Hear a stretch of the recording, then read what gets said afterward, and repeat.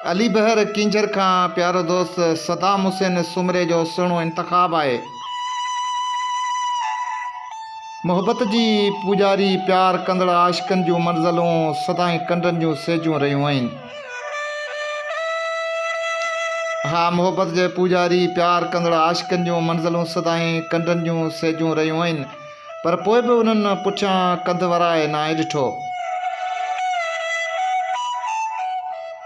सफ़र जा सभु सूर पीड़ाऊं सिर ते खणी जबल जाॻींदा रहनि था।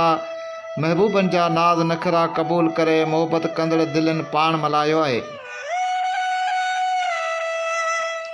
ऐं महबूब बिना ॿुधाइण जे अचानक मेंदियूं हथनि ते लाहे वञी कंहिं ग़ैर जी ॿाहुनि जा हार पाए वञी सुकून जी सेज ते सुम्हनि, पोइ उन वीरान आशिक जे अखियुनि सवाइ लुड़कनि जे ॿियो छा हूंदो?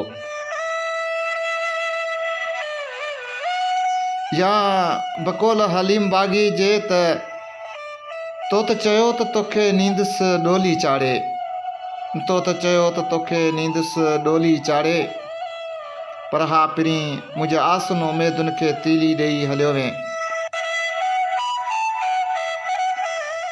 सठा ताना मीणा लोक सारे जा वरी दुश्मन सारा खिलाए हलियो वें।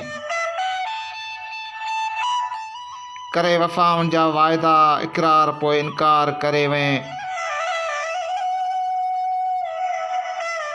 छॾण खां पहिरीं ॿुधाई त का ख़ता को ॾोह न ॿुधाए वें। मूं त सजाई हुई सुखनि जी सेज तुंहिंजे लाइ, पोइ हिकदमि बदिलजी हलियो वें। तो त चयो हो हिननि हथनि ते तुंहिंजे नाले जी मेहंदी लॻाईंदुसि, अॼु तुंहिंजे हथनि ते मेहंदी आहे, पर मुंहिंजो नालो किथे बि नज़र नथो अचे। हा पिरी हाणे कहिड़ा वेही ॾोरापनि जा ॾे लताड़जनि, ईअं त आख़िर थियणो हो मूंखे यार रुअणो हो, तोखे मंज़िल पंहिंजी मिलणी हुई।